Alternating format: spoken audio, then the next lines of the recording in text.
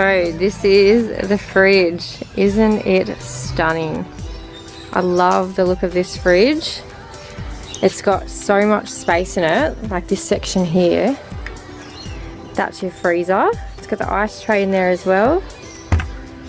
So this section here is actually still fridge space as well. It's just a separate drawer space. So it's really good for putting things like drinks or your fruit and veggies, that sort of stuff. It uses a lot less power if you're just opening this fridge rather than opening up the whole door. So then you've got your storage space in the middle here. Plenty of room. These are easily adjustable as well. Heaps of room on the door as well. Love this spot here. We'll be able to sit the milk and juice and things like that. So up here, as you can see, it's got silent mode. The silent mode is an awesome feature. Turbo mode's awesome as well. That will help you get maximum performance out of your fridge. Our favorite thing about the fridge is its size. It is so compact. We wanted to have a full-size fridge, but we wanted something that was not going to take up too much room as well. So these ones are only 417 millimeters wide, which is insane. A lot of the other ones we looked at were getting around just 600 millimeters, which is just too much space, especially for us. We have quite a large bathroom, and we wanted to be able to have like a nice walkway through where the fridge was going and the bathroom. Still getting the benefits of a full-size fridge, but just without using up so much space, basically. Okay, so we're going to put this Anderson plug onto our fridge cable. So we've got a twin core 8 gauge cable for our fridge. We did have a 12 gauge one running originally, but we looked on the instructions for the fridge, and because of the distance that we had to run a different one, which is fine. We're just going to cut a little bit of the insulation back. So you just push it in and it clips in, and then it's nice and tight. I think they're like $8 from Bunnings, really cheap and really trusting, so that's what we're going to use.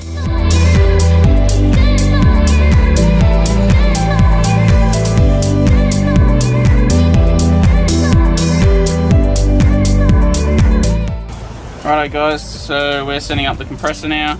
So the good thing about this compressor is that it's not actually built into the fridge. So you can actually mount this compressor up to 1.5 meters away from your fridge, which saves a lot of space, especially in our setup. It gives us a bigger walkway for us to get through to the driver's seats and things like that. So really, really handy for us. We put the Anderson plug on the wire for the fridge, and this is the Anderson plug that it'll plug into. So you need two of them, and they plug into each other.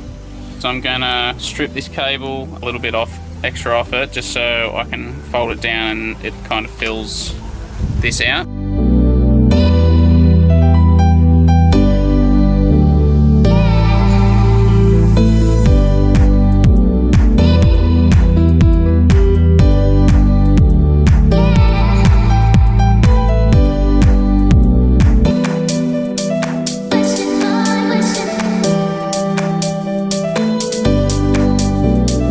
So I've just soldered the wire onto the piece that goes into the Anderson plug. So these just clip in on the inside, really simple. So I've got the negative cable here. It's red heat shrink, but we didn't have any black, so that's okay. So negative, and then it's nice and snug in there. Do the other one. So you'll see it there. Push it through. Clips in. There you go. Cool. What's next? We're going to make a little cabinet next to the fridge for the compressor to go in and install the fridge. Cool. Cool. So we've built our platform for our fridge. So this is where our fridge will be sitting. And we've just cut out a little bit here for where our fridge will go up into the ceiling. So this just goes, we've just fixed it down into the floor and then just braced it a little bit, and then it will sit.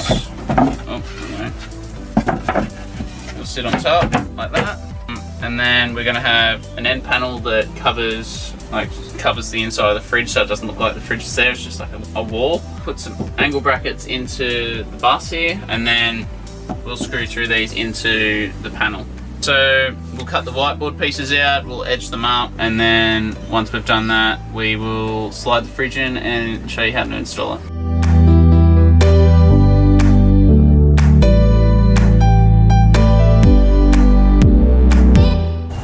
So we have our whiteboard all cut out now. The next step we have to do is our iron-on edge tape. We put this on the side here so that you can't see these raw edges from the front of the cabinet or whatever you're making. So this is pretty easy. You just measure it out and rip it off, and then you just use an iron and put the heat on it and it sticks onto it. So we'll show you how we do that now.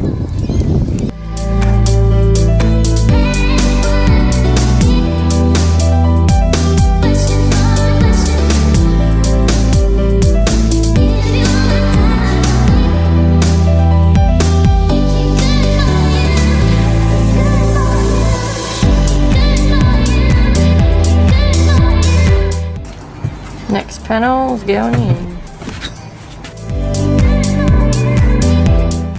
Okay, so we've just built a little space for the compressor to go in. You can mount it up to 1.5 meters away, but we've just got it right next to it here. There's a little space here that was next to it, so we thought that would be the best spot to put it, and we're gonna have like a little cupboard just in the back corner here. But for the fridge, it's perfect. We can have a top in here, but it'll have plenty of airflow at the front. Like, we're not going to close it in or anything like that. We've got our plug here, and we've got the cord for the Anderson plug there, so that'll just get plugged in. We'll hook up these lines here, and we'll show you how to do that too. So yeah, cool. Next step. Sweet. Okay guys, so we're ready to install the fridge into the fridge space. This is the back of the fridge. So I just want to explain what we've got going on at the back here. So we've got the refrigeration lines, the drain line, and this line goes to the compressor. Okay, so the refrigeration lines, they've got the copper fittings, and they've got the same copper fittings on the compressor inside. So the big important thing here is to not kink them when you unravel them, not twisting them around and bending them. Got to try and lay them flat and then gently bend them around if you need to. What we've done with the drain line, what this is for is the moisture builds up in the fridge and the water needs to escape somewhere. So we've drilled a hole through the bottom of the bus, so this will just feed straight through and the water can run out that way. This just clips into the compressor. You'll see on the compressor that it's got the exact same one, and you just feed it around and they just clip into each other.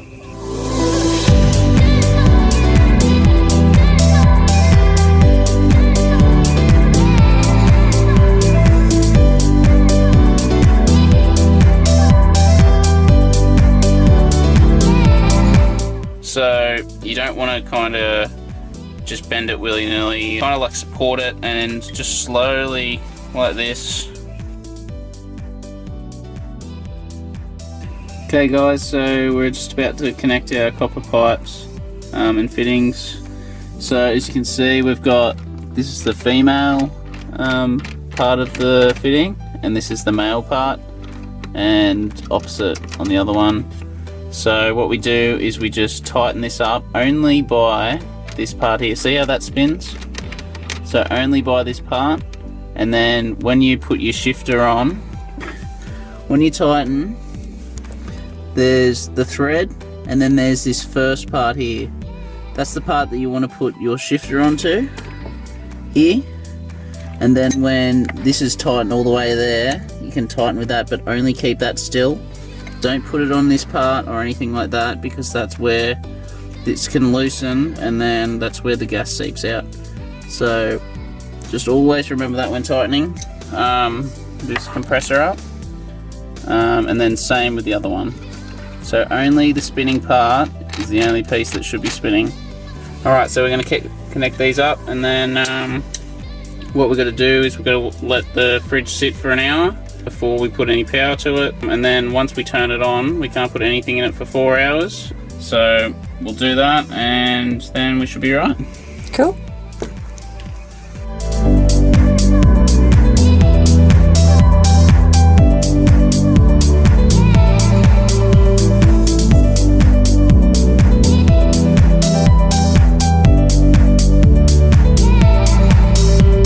Okay guys, so we've plugged everything in and you can hear the compressor running now. Got some lights happening up on the fridge. So what we're going to do is we're going to leave it overnight, and we'll wake up in the morning and we'll check it out. Cool.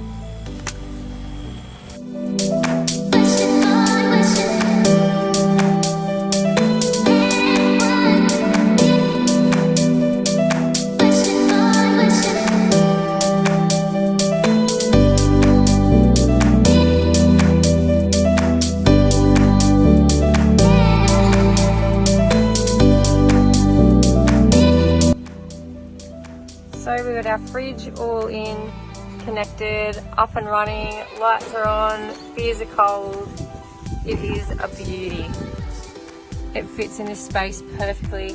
The compressor has its own little compartment here with plenty of ventilation. I can put my whole arm up underneath there. So yeah, check it out. It's got so much space through the middle here still.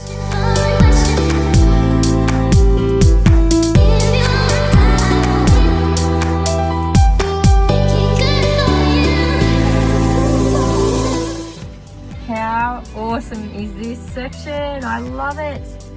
Got cold drinks in there, veggies in there. Awesome bit of gear. Love it.